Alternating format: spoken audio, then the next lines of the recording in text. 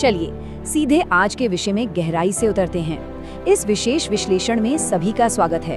एक अकादमिक मेंटर के रूप में यह देखना बहुत आम है कि पढ़ाई के सफर में कितना तनाव, कितनी उम्मीदें और हाँ, कभी-कभी हताशा के क्षण भी आते हैं।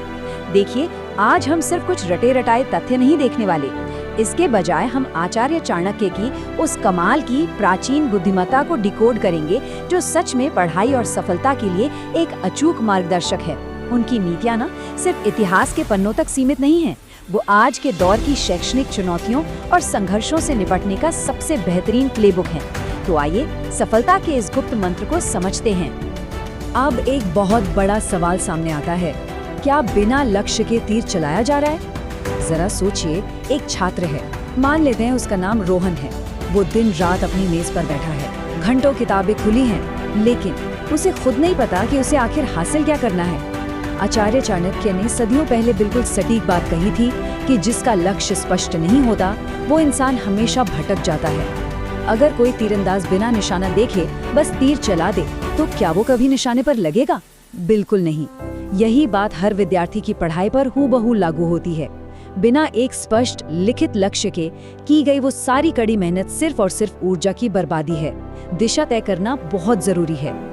तो इसी के साथ हम बढ़ते हैं अपने पहले मुख्य चरण की ओर, आधार तैयार करना, लक्ष्य और अनुशासन।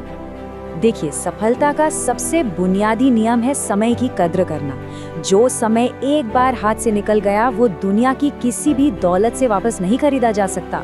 रोहन जैसे कई छात्रों के सामने एक बहुत ही कड़ा विरोधाभास होता है। एक तरफ सोशल मीडिया और आलस है और दूसरी तरफ जब दूसरे सो रहे हों तब काम करना। सच कहे तो मेहनत का कोई शॉर्टकट होता ही नहीं है। आज के समय में बहुत सा कीमती समय बस सोशल मीडिया की बेमतलब स्क्रॉलिंग में उड़ जाता है ना, और फिर जब रिजल्ट खराब आते हैं तो किस्मत को दोष दिया जाता है। सफल छात्र वो होते हैं जो तब अपनी किताबों पर ध्यान लगा रहे होते हैं जब बाकी पूरी दुनिया आराम से सो रही होती है। बड़ा मुकाम चाहिए तो मेहनत को सबसे पक्की आदत बनाना ही पड़ेगा। लेकिन ये अनुशासन आखिर बनता कैसे है? इसके 3 बहुत ही स्पष्ट और जादुई कदम है। पहला, सुबह जल्दी उठना। दूसरा, समय पर अपना काम या असाइनमेंट पूरा करना।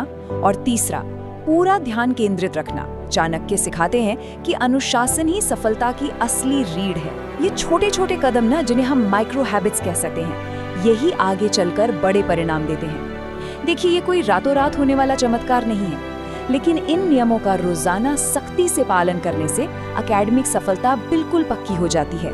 चलिए अब आते हैं इस चर्चा के दूसरे अहम चरण पर, मन का प्रबंधन, संगति और भावनाएं। जब परीक्षाओं का समय सिर पे होता है या जब असाइनमेंट्स का पूरा पहाड़ सामने खड़ा होता है तो तनाव अपने चरम पर होता है। उस भारी दबाव के समय में ना सिर्फ किताबें काम नहीं आती, आसपास का माहौल और मानसिक स्थिति बहुत गहरा असर डालते हैं। ऐसे में एक मेंटर असेसमेंट चेकलिस्ट बहुत काम आती है। इसमें पहला बिंदु है अपनी योजनाएं गुप्त रखना।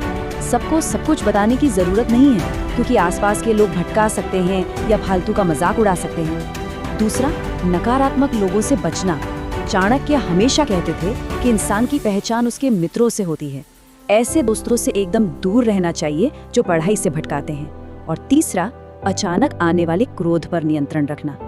कठिन समय में जो छात्र अपना मन शांत रख सके वही असली बुद्धिमान है।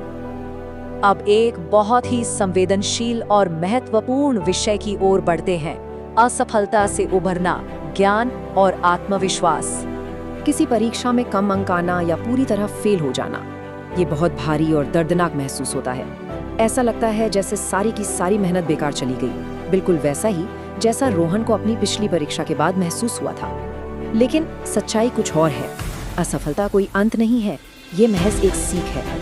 दुनिया के हर सफल व्यक्ति ने, यहाँ तक कि खुद महान रणनीतिकार आचार्य चाणक्य ने भी अपने जीवन में भारी संघर्ष और भयानक असफलताएं देखी थी। परीक्षा का एक खराब परिणाम जीवन का अंत कभी नहीं होता।